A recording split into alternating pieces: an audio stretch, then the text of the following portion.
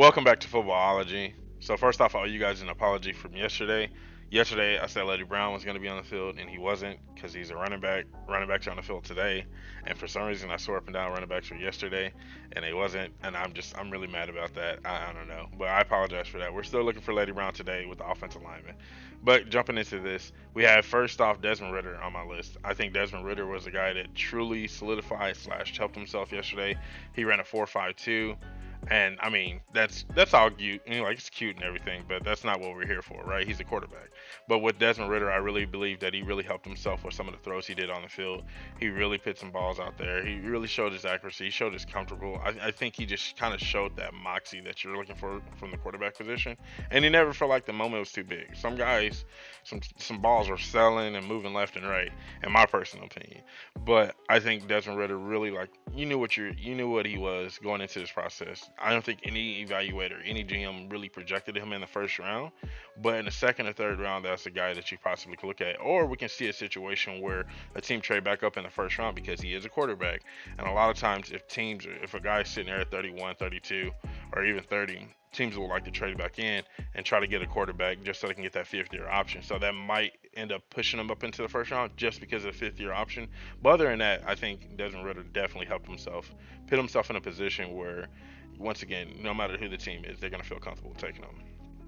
Next, we're going to talk about Kenny Pickett. And I am a big Kenny Pickett fan. I like Kenny Pickett. Like, granted, the fake slide and all that was cute and everything. But I don't know. Like, I'm not saying he hurt himself yesterday. He didn't help himself. Like, he just was there, right? Like, and I think I don't know if because of the way they were portraying him, with the commentary and everything, if they were really kind of like harping on his hand size and all that, which it's hand size. If you can play, you can play, regardless, right? Like that's what it comes down to. So I'm not even worried about his hand size. But when it comes to Kenny Pickett, it just felt like that he never really separated himself like a lot of other quarterbacks. And like I said, maybe it was just because he wasn't getting that true camera time because they felt like his evaluation was going poorly and they just want to kind of downplay him a little bit. I don't know. It really it bugs me a little bit. But like I said, hopefully he can clean it up at his pro day. And I don't feel like he helped himself or hurt himself yesterday. He was just kind of there. But if he's a guy that we are all projecting or hopefully taking the top 10 or top 5, you would hope that he's a guy that really separated himself, and I truly don't believe he did that. I believe he has a lot of ground, not to make up, but a lot more to prove to evaluators before he gets that top 5, top 10 evaluation or pick, anyways. Another guy that, we talked about a guy, Cole Kelly, yesterday. Cole Kelly was a throwing quarterback, and that kind of made me sad because I was like, damn it, he's a throwing quarterback. He probably won't get any true looks. But Cole Kelly definitely had some solid throws yesterday. I was probably eyeing for him more than anybody at all. But Cole Kelly definitely had some solid throws here and there. Showed his arm strength, loved the deep balls, everything. It was all beautiful. I think everybody's going to be talking about this guy right here, Malik Willis. In my personal opinion, I'm not sold. I'm genuinely not sold. And what do I know? Like, right? Like, I'm just a guy who has a YouTube channel, but I'm not sold on Malik Willis. Not as much as they were hyping him up. Granted, he had a great deep ball over the shoulder. It was cool and all, but I didn't feel him. Like, okay, go back. If you have the opportunity, go back and look at Josh Allen's workout. You felt Josh Allen was there. Patrick Mahomes, you felt Patrick Mahomes was there. Like, and I'm not just saying this because these guys are established now. I'm saying that because you felt them there. Justin Herbert, you felt them there. Malik Willis, I didn't feel him. Like, I didn't genuinely, like, I was like, okay. Like, he had some decent throws in here, but he had a lot of squirrely ones, bro. A lot of squirrely ones. And no one's talking about that. They're just, oh, look at that deep ball. Like, that was cool and all. But you have to understand, you can't make the simple throws. And they kept, and this is what I mean with Kenny Pickett. What they did with Malik Willis, they kept saying, oh, yeah, but he's a project guy. Give him time. So they kept trying to, like, double back and make it, like, clean up what they were saying, even though they know that it just wasn't truly all there.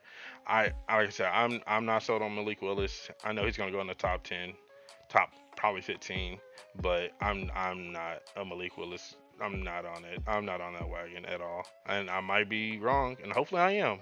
I don't know what I'm talking about, right? So I'm not sold on Malik Willis, anyways. And then last but not least, Sam Howell. I think Sam Howell has some decent throws here and there. He didn't nothing crazy once again. I guess this quarterback group, and this is what I hate about sometimes when we don't have that true quarterback, we start to oversell a lot of guys. Now Sam Howell's not a bad quarterback. I believe Sam Howell's a solid, strong, good quarterback.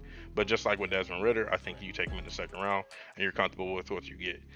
But because he's a quarterback, and because there's going to be quarterback needy teams, and especially at the later part of the first round, and that fifth year option, everybody wants it, and I get it. It's a strategy. It's not a game. It's a strategy. If you can get a quarterback on a fifth year option, and he can turn into be something, then that saves you so much money, especially the way these quarterback contracts are going. So I get it. But Sam Howell, I'm a huge Sam Howell fan. If you guys don't believe me, go back and look at my Javante Williams film or my Javante Williams video. I talked about Sam Howell and that. Like, I'm a Sam Howell guy, 100%. But once again, I just don't feel like no one really separated himself from the pack in the quarterback position, in my opinion. We overhyped Malik Willis, and then we're just going to kind of get this conglomerate of other quarterbacks like Matt Carroll and, you know, who else? EJ Perry, maybe, like Brock Purdy. Like, it's just like there's nobody in this quarterback group really pushed themselves out there and said he's that guy. And they gave Malik Willis so much TV time that he's going to look like that guy, but I don't believe he's that guy either. That's just my personal opinion, but once again, what do I know?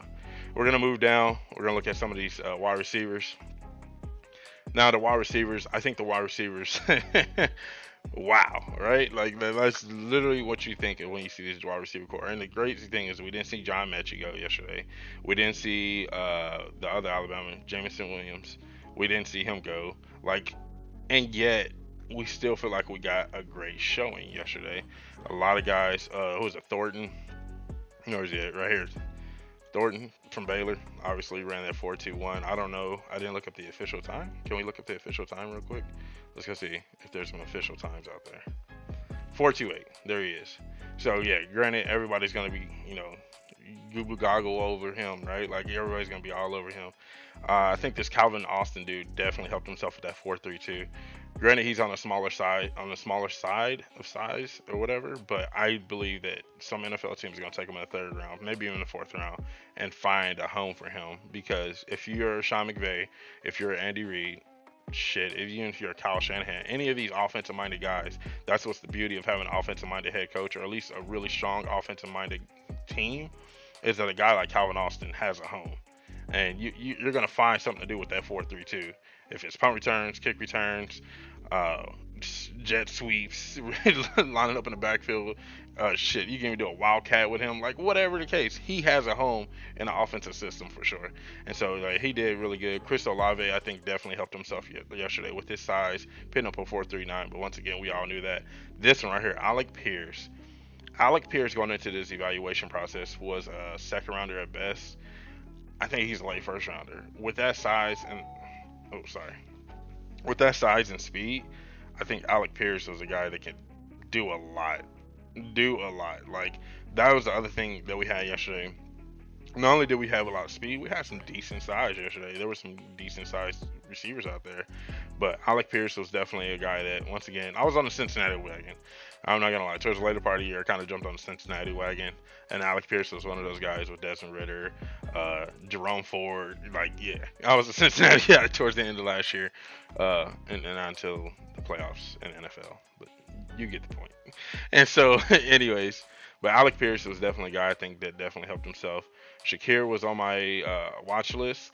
Once again, good, strong receiver, had some good routes yesterday. I don't think a lot of people talked about him in the day he put together. Granted, he ran a 4.43. I think that's plenty fast enough for him. That's solid speed for him. The way he runs his routes, the way his hands are, he has a home for sure. I'm really excited for him. And then there was Pickens did really well. Where's he at? Burks, right here. They picked me. I'm not gonna lie. This 4.55 did not scare me off, and I'm gonna be honest with you guys. NFL Network put me onto him. I was like, oh, this Burks dude is nice. Like, he's really is something. He's an interesting prospect. He's that second or third round guy that you're like, I feel comfortable taking him. Like, I don't know. It's something about him. The way he moved yesterday. The way he looked in routes, the way he caught the ball, it was something in my mind. I'm like, this guy has a home. Like I don't know where it's at or how, what position, or not. We know what position, but I don't know how what team was going to use him. But he has a home, and I think with if you have an established quarterback or a quarterback you feel comfortable with, and you're just trying to surround him with weapons, yeah, he's your guy. 100% he's your guy. I think he's that guy that can be possibly a number one towards the early part of his career and really solidify himself and establish himself as that number one. You think about a team that like the Detroit Lions who don't have that true number one receiver, and you're really trying to build something special there. This Burks dude is right up your alley. Mike Woods, he actually has some good plays too. Like I'm a big size guy. Like the smaller receivers, I respect them because of what they do, and if you got speed, so be it.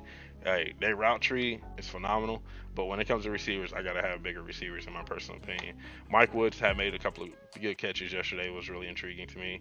Makai Polk was our guy. He ran a 4.59. I'm not mad about it, but once again, I think he has a good catch radius. He's the guy that can do a lot too. Johnny Johnson did a lot. I think Johnny Johnson's gonna wind up being a Charger. Look, he's from Oregon. You know the story. I think that's gonna be the new going trend. If I have a young college quarterback coming out and I grab him, and then the year following, or even at the same draft, I can get his college receiver that he had the best year with, a la Joe Burrow and Jamar Chase. Why not do it? It worked for Cincinnati. Why can't it work for us? So I think Johnny Johnson's gonna wind up being a Charger right out of the box. Like, just go ahead and sign him up for the Chargers. And I mean that was it. But like I said, we definitely had a lot of fast receivers. As you can see, right, everybody's around that 4.4 range, and that's solid. That is solid. And so, like Alec Pierce, that's my guy. Sky Moore definitely had a solid outing. I think that, excuse me,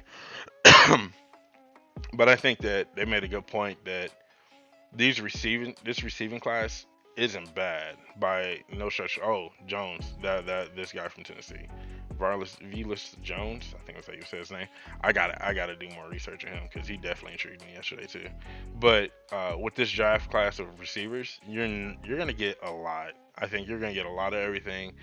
You're gonna get a lot of little. I mean, it's not the 2013 roster class with Mike Evans and OBJ and Calvin Benjamin now, but it has so much upside. Like this receiving class is really, really, really interesting to me.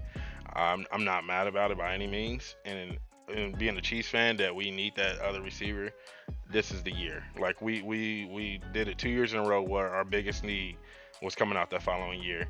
Last year was offensive lineman, and we got two young good offensive linemen. This year it's wide receiver, and there is a plethora of wide receivers from any size. I mean, we're talking about from the smallest of the small to the biggest of the big. You're gonna get what you need out of this class, and I'm really excited for it. I think that this class of wide receivers is gonna put on a showing, and I mean, there's just so much talent. Like you said, you got Pickens, and we didn't see Mechie or Williams go yesterday. So it's like, oh man, it's crazy. It's crazy. It's gonna be a great class in my opinion. That's the best way I can explain it. When a wide receiver position, nobody really did anything bad.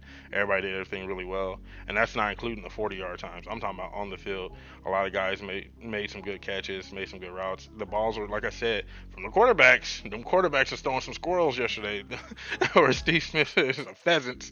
Like they were, the balls were getting all over the place, and I don't blame the receivers by any means. So it's gonna be interesting to see how these guys really start to separate. I don't think anyone separated themselves, and it's not a bad thing. I think the pack just pushed themselves up even further up the draft board on a lot of teams' list. And then last but not least, we got tight ends. Uh, when it came to the tight end position, I wasn't crazy. They talked about this guy from UCLA, Delucci. I think that's how you say his name. They talked about him. He definitely showed exactly what they were saying. Trey McBride definitely helped his case yesterday. I think he had a really solid outing. And then Jelani Woods, like nothing about him. I feel like I did. I feel like I had his name wrote down somewhere and I lost it. But realistically, I knew nothing about him. Great outing yesterday. Definitely helped his stock out a lot. Hopefully he can stack on another good strong pro day. Stack on a strong pro day with that and really show up and show out. And we're talking about, like, if we just go to the measurables, if you will, look at that. A 4.61. And remember, this dude's like 6'7", 260 or something like that. Like, he's a big man. So 4.61, and that was just in 40. And then I think he put up 24 reps. Yeah, 24 reps in the bench. If that is not upside, I don't know what is. Like, we can teach him. He actually had. I was rooting for him, and they were doing the blocking drill, and he did really well in the blocking drill. A lot of these tight ends struggle mightily in the blocking drill, but like Dulucci, he did really well in the blocking drill. McBride did decent in the block, or McBride did really good in the blocking drill. Jake Ferguson, which was another guy I was rooting for, did really decent in the blocking drill too. So I mean, there was a couple of guys that did decent in the blocking drill, but Woods won the day. Like overall, as far as like if we're talking about increasing stock value and all that good stuff, Jelani Woods, like he did the damn thing. I don't feel like any quarterback raised their stock yesterday. I don't feel like any receiver hurt themselves, but their stock was like I said, the pack as a one went all up in one direction. But as far as like winning the day, you gotta give it to Woods 100%, in my opinion, anyways. It was a good day. That was just day one of the NFL Combine. So that's all I have for you guys. Though I really hope you guys enjoyed this. Remember, we got running backs today. Running backs are today. I promise you.